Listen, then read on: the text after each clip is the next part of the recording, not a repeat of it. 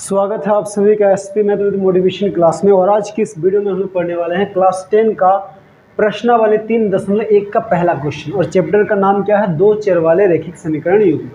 तो देखिए क्वेश्चन थोड़ा बड़ा है इसलिए मैंने नहीं लिखा है, तो बस मैंने शॉर्ट कर लिख दिया कि आफ्ताब अपनी पुत्री से कहता है। ठीक है, यही क्वेश्चन है, हम लोग पढ़ लेते हैं। आफ्ताब अपनी पुत्री से कहता है कि 7 वर्ष पूर्व यानी कि 7 साल पहले मैं तुमसे 7 गुनी आयु का था और अब से 3 वर्ष बाद मैं तुमसे केवल 3 गुनी आयु का रह जाऊंगा। तो क्या ये मनोरंजक नहीं है? इस स्थिति को ग्राफीय एवं बीजगणितीय रूपों में व्यक्त करना है। ठीक है, तो ये क्या है? दो चर वाला रैखिक समीकरण। तो दो चर वाला रैखिक समीकरण क्या होता है? एक ऐसा समीकरण जिसमें दो चर होंगे। तो दो चर वाले रैखिक समीकरण का फॉर्मूला क्या होता है? ax + by + c = 0। तो यहाँ पे x और y क्या है? ये चर है और a b c क्या है? ये संख्याएं हैं। ठीक है, तो देखिए क्योंकि ये क्या है? दो चर वाला रैखिक समीकरण है। ठीक है, तो हम लोग क्या करेंगे? आफ्ताब की आयु और उसकी पुत्री की आयु को मान लेते हैं। तो माना आफ्ताब की आयु,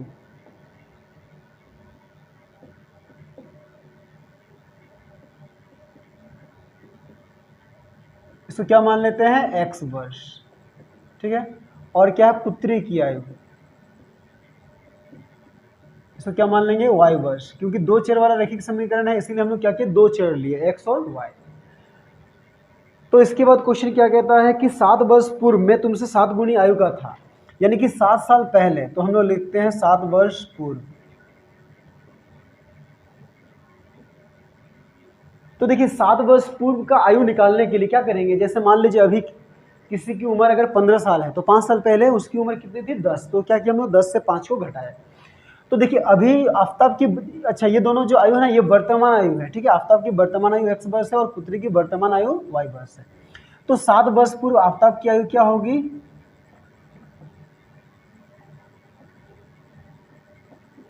आयु। तो देखिए अभी आफ्ताब की आयु x वर्ष है। ठीक है, तो 7 वर्ष पहले उसकी आयु क्या होगी? x - 7 वर्ष। ठीक है, फिर पुत्री की आयु, तो पुत्री की आयु क्या होगी? y - 7 वर्ष। ठीक है, तो अब प्रश्न क्या कहता है कि 7 साल पहले जो आफ्ताब का आयु था वो उसकी पुत्री की आयु से 7 गुना अधिक था। तो 7 साल पहले आफ्ताब की आयु क्या थी? x - 7। ठीक है, और पुत्री की आयु क्या थी? y - 7। तो 7 साल पहले ये जो आफ्ताब की आयु है वो अपने पुत्री की आयु की 7 गुनी थी, यानी कि यहाँ पे हम लोग 7 से गुना कर देंगे। ठीक है, तो ये x - 7 = क्या आ जाएगा? 7y - 49। ठीक है, सबको एक साइड करते हैं। x - 7, ये प्लस में इधर है तो -7y + 49 बराबर, उधर कुछ नहीं बचा तो 0। तो x - 7y, ठीक है, प्लस माइनस माइनस 49 से 7 घटाएंगे तो 42, ये बड़ा इसका चिन्ह प्लस, तो यहाँ पे प्लस बराबर 0। ठीक है, तो ये एक समीकरण 1 हो गया। ठीक है, तो अब दूसरी स्थिति है कि 3 वर्ष बाद, तो और कहता है कि और अब से 3 वर्ष बाद मैं तुमसे केवल 3 गुनी आयु का रह जाऊंगा। तो अब हम फिर से हेडिंग देते हैं 3 वर्ष बाद। ठीक है, तो देखिए बाद का आयु निकालने के लिए हमें क्या करना पड़ेगा? जोड़ना पड़ेगा। पूर्व की आयु के लिए हमने क्या किया? घटाया। तो 3 वर्ष बाद आफ्ताब की आयु क्या होगी?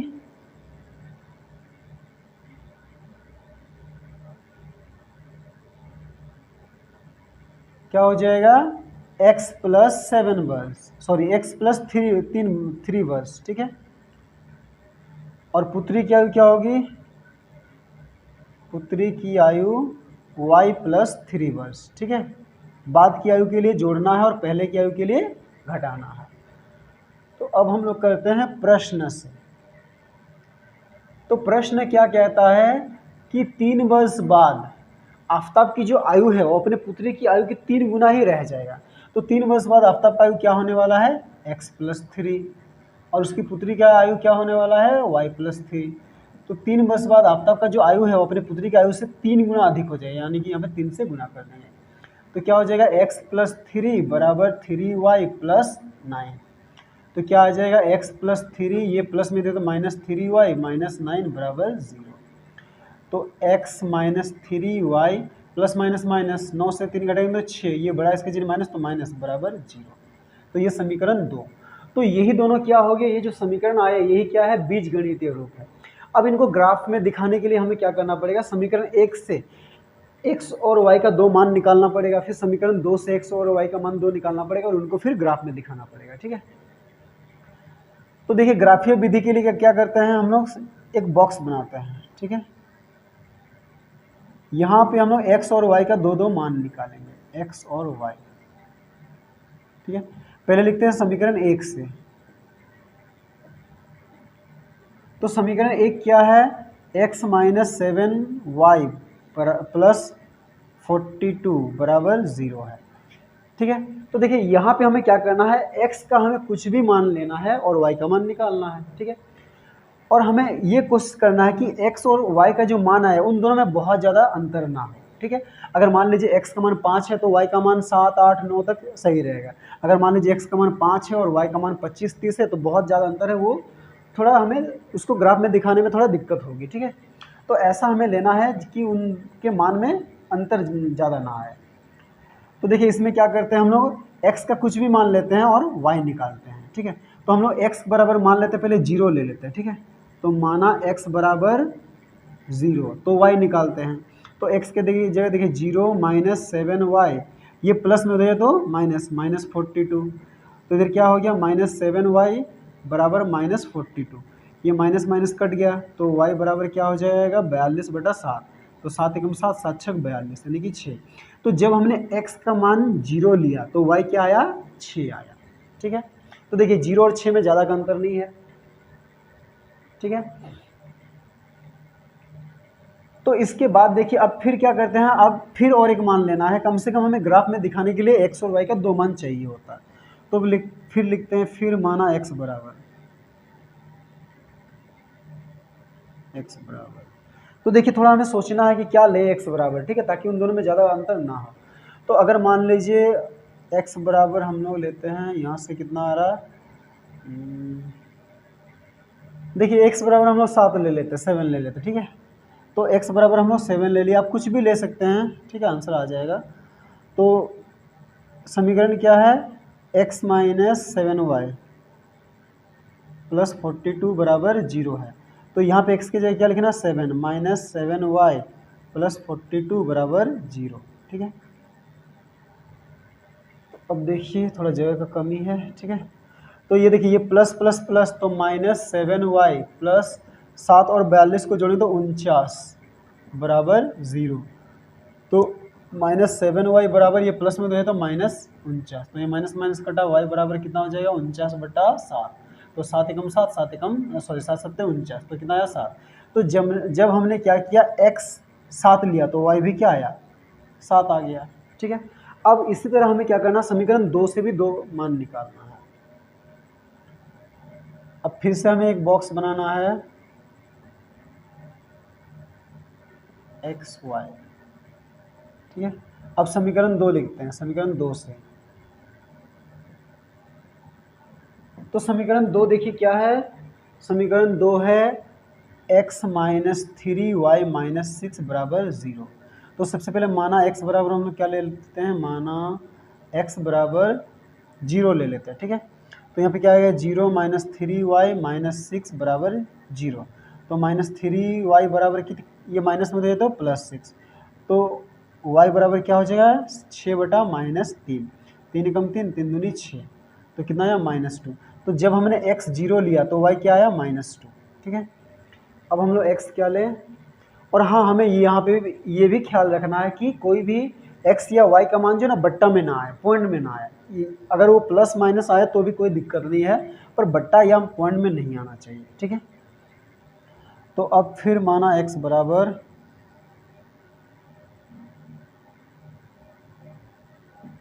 अब हम लोग क्या लेते हैं, आप चाहे तो y बराबर भी ले सकते हैं। ठीक है, ये y बराबर 0 भी ले सकते हैं। तो देखिए x बराबर हम लोग 3 ले लेते हैं। ठीक है, तो क्या है, x माइनस 3y माइनस 6 बराबर 0। तो x की जगह 3 माइनस 3y माइनस 6 बराबर 0। देखिए प्लस माइनस क्या हो जाएगा, माइनस। ठीक है, इधर कर लेते हैं, यहाँ पे क्या बचा -3y प्लस माइनस माइनस -3 बराबर 0। तो -3y बराबर ये माइनस में हो जाए तो प्लस, तो y बराबर कितना हो जाएगा 3/-3। 3 एकम 3 3 एकम 3, तो क्या आया -1। तो जब हम लोग x क्या लिए 3 लिए तो y क्या आया -1। ठीक है, तो इतना हो गया। ये सब किस लिए है, ये सब ग्राफ में दिखाने के लिए, और यही दोनों क्या है बीजगणितीय रूप है। ठीक है, तो इतना उतार लीजिए, इसके बाद हम लोग ग्राफ में दिखाएंगे इसको। ठीक है, तो चलिए अब हम लोग इसको ग्राफ में दिखाते हैं। देखिए पहला समीकरण क्या था, x - 7y + 42 = 0, और वहाँ से x y का मान हमने निकाला था। ठीक है, 0 6 और 7 7। फिर दूसरा समीकरण क्या था, x - 3y - 6 = 0, वहाँ से x y का मान हमने ये मान निकाला था। अब इसको ग्राफ में दिखाना है। ठीक है, तो आप ग्राफ कॉपी में जब इसको दिखाइएगा तो एकदम एक्यूरेट आंसर आएगा, पर यहाँ पे एक्यूरेट आंसर नहीं आएगा। ठीक है, बस आप समझ लीजिए, उसके बाद आप ग्राफ कॉपी में दिखा सकते हैं। तो देखिए सबसे पहला पॉइंट क्या है, 0,6, यानी कि x0 y6, x0 और y +6। तो x0 कहाँ पे होता है, यहाँ पे y भी 0 होता है, और y क्या है 6, तो y6 कहाँ पे है, यहाँ पे। ठीक है, तो ये क्या हो गया 0,6। अब दूसरा क्या है 7,7, यानी कि x भी 7, x यहाँ पे 7 है और y यहाँ पे। ठीक है, तो मान लेते हैं इस तरह से ये जा रहा है और ये इधर से आ रहा है। ठीक है, तो ये है 7,7। ठीक है, उसके बाद दूसरा समीकरण देखिए x0 y -2, तो x0 यहाँ पे और y -2 कहाँ पे होगा, यहाँ पे। ठीक है, और उसके बाद है x3 y -1, x3 यहाँ पे और y -1 यहाँ पे। ठीक है, यहाँ पे। तो देखिए अब इन दोनों को मिलाते हैं एक साथ, इन दोनों को एक सीधा रख के आपको क्या करना है, मिलाना है। ठीक है, ये क्या है, पहले समीकरण का एक लाइन है, रेखा है, तो इसका निर्देशांक क्या है 0,6, इसका निर्देशांक क्या है 7,7, और ये जो रेखा ये कौन सी लाइन का है, ये है पहला लाइन, यानी कि x - 7y + 42 = 0। ठीक है, इस लाइन का, इस समीकरण का ये क्या है, लाइन है। अब दूसरा क्या है, देखिए ये वाला। ठीक है, आप इसको ग्राफ में दिखाइएगा तो ये कहाँ पे कटेगा, ये एक्यूरेट पता चलेगा। ठीक है, यहाँ पे 6 से कटते हुए दिख रहा है, पर ग्राफ में पता चलेगा ये कहाँ से कटेगा। तो इसका निर्देशांक क्या है 0,-2, और इसका निर्देशांक क्या है 3,1, और ये कौन से समीकरण का लाइन है, ये है x - 3y - 6 = 0। ठीक है, तो यही हो गया इसका ग्राफियर। ठीक है, तो चलिए अब हम लोग क्वेश्चन नंबर 2 सॉल्व करते हैं। 2 क्या है, इसको हमने नहीं लिखा है।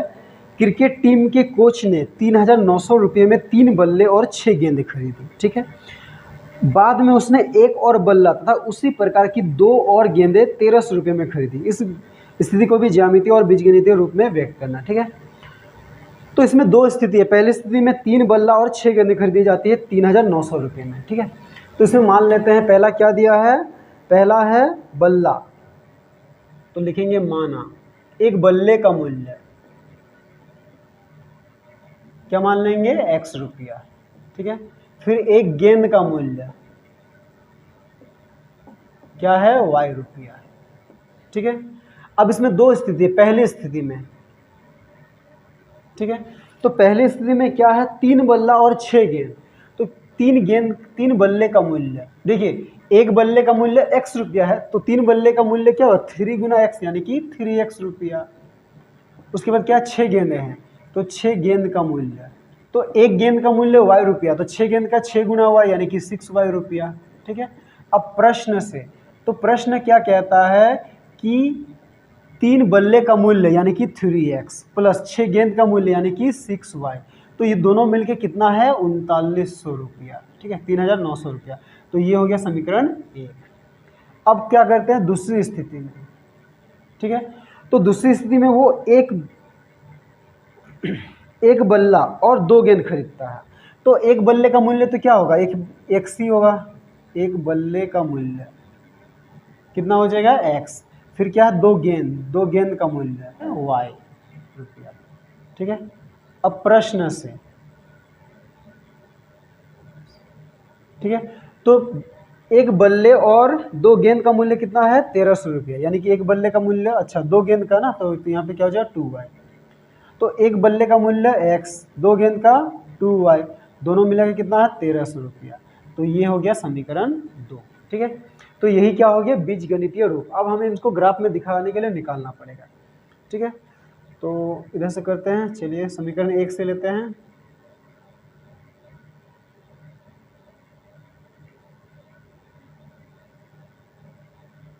एक्स वाई और इनका 2 मान निकालना। ठीक है, तो समीकरण 1 से, तो समीकरण 1 क्या है 3x + 6y बराबर 3900। देखिए ये दोनों से क्या है ना, ये इन दोनों से 3 कॉमन आ रहा है, तो हम लोग क्या करते हैं 3 कॉमन ले लेते हैं। ठीक है,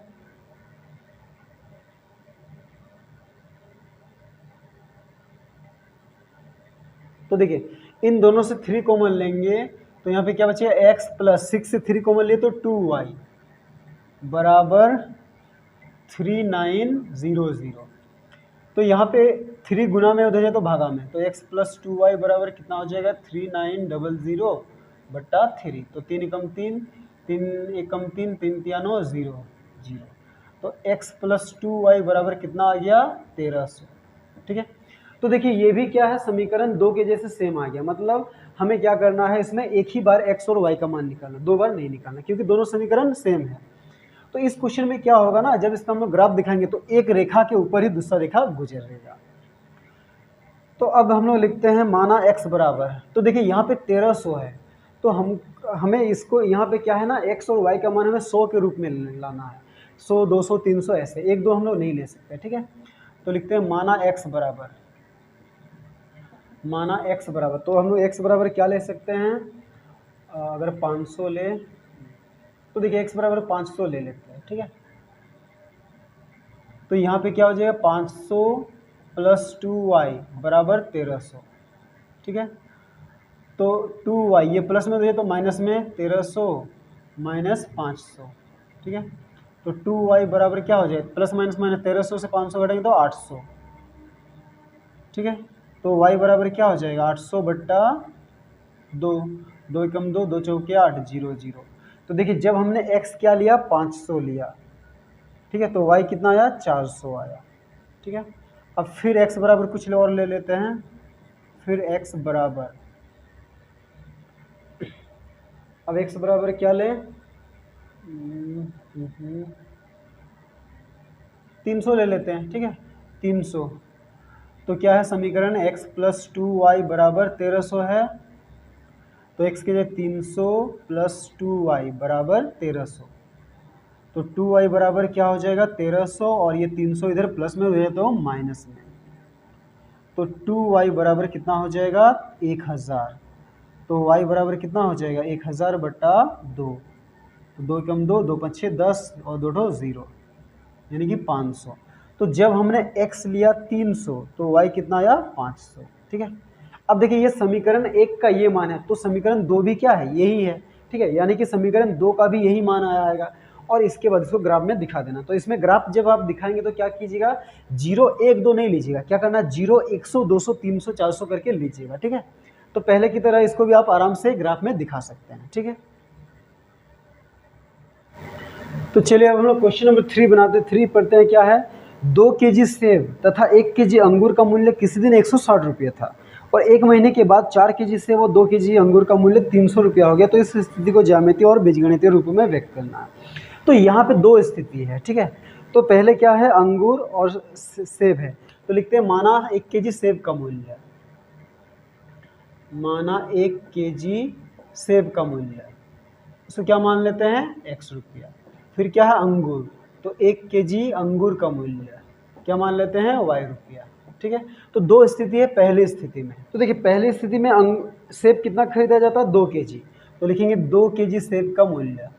तो देखिए 1 केजी सेब का मूल्य x रुपया, तो 2 केजी का 2 गुना x यानी कि 2x रुपया। ठीक है, और अंगूर कितना खरीदा जाता है 1 केजी, तो 1 केजी अंगूर का मूल्य तो y ही होगा, 1 केजी अंगूर का मूल्य तो क्या हो जाएगा y रुपया। अब प्रश्न से, तो प्रश्न क्या कहता है कि ये 2 केजी सेब और 1 केजी अंगूर का मूल्य कितना है 160 रुपया। तो 2 केजी सेब का मूल्य क्या है 2x प्लस 1 केजी अंगूर का मूल्य y बराबर क्या है 160। तो ये क्या है समीकरण 1। अब क्या करते हैं दूसरी स्थिति में,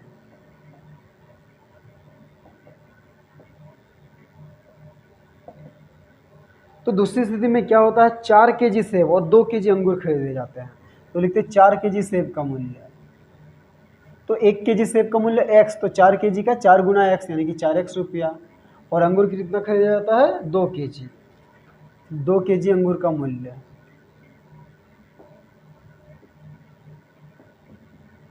तो कितना हो जाएगा 2 गुना y यानी कि 2y रुपया। अब प्रश्न से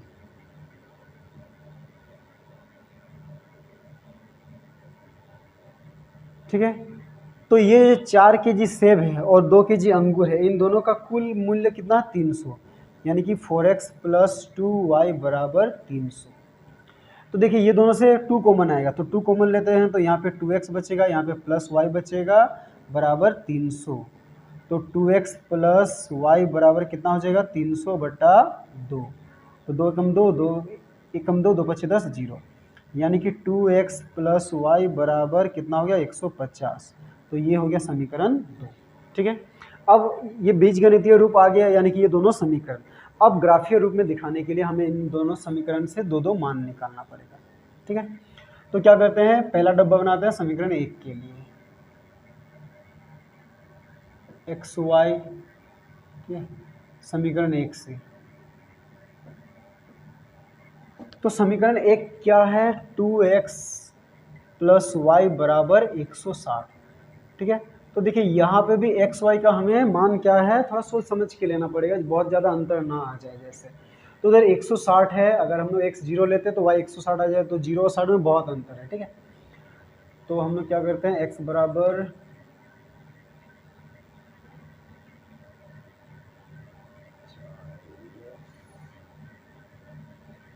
हम लोग 40 ले लेते हैं। ठीक है, माना x बराबर 40, तो क्या हो जाएगा, 2 गुना एक्स के जगह 40 प्लस वाई बराबर 160। तो y बराबर कितना हो जाएगा, 160, और ये देखिए ये प्लस में भेजे तो माइनस, तो 40 दूनी 80, तो y बराबर कितना आया, 160 से 80 घटाएंगे तो 80। तो जब हमने x 40 लिया तो y कितना आया, 80 आया। ठीक है, अब x 50 ले लेते हैं। ठीक है, फिर माना x बराबर, फिर माना x बराबर 50, तो क्या है, 2x प्लस वाई बराबर 160 है। ठीक है, तो 2 गुना एक्स के जगह 50 प्लस वाई बराबर 160, तो y बराबर कितना हो जाएगा, देखिए 160, ये प्लस में जाए तो माइनस, और 50 दूनी 100, तो y बराबर कितना हो गया, 60। तो जब हमने x लिया 50 तो y आया 60। ठीक है, अब हम लोग फिर से एक डब्बा बनाते हैं, किसके लिए, समीकरण 2 के लिए।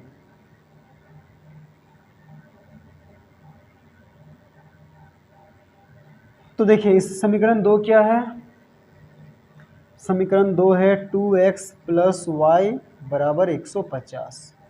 तो इसमें x बराबर क्या लेते हैं, माना x बराबर हम लोग 30 ले लेते हैं। ठीक है, तो 2 गुना एक्स के 30 प्लस वाई बराबर 150, तो y बराबर कितना हो जाएगा, 150 माइनस, देखिए 20 दिया 60, तो 150 से 60 घटाएंगे तो कितना आ जाएगा, 90। तो जब हमने x लिया कितना, 30, तो y कितना आ गया, 90 आ गया। ठीक है, अब फिर से x का एक मान लेते हैं, फिर माना x बराबर, अब क्या लें, अगर 40 लेंगे तो 80। ठीक है, 40 ले लेते हैं, तो क्या है समीकरण, 2x प्लस वाई बराबर 150। ठीक है, तो 2 गुना एक्स के जगह 40 प्लस वाई बराबर 150, तो y बराबर कितना हो जाएगा, 150, और ये देखिए ये प्लस में भेजे तो माइनस, और 40 दूनी 80, तो y बराबर 70। ठीक है, तो जब हमने x का मान 40 लिया तो y कितना आया, 70 आया। ठीक है, अब इन दोनों को क्या करना है, ग्राफ में दिखाना। ठीक है, तो ग्राफ में आप दिखा सकते हैं, बहुत ही आसान है।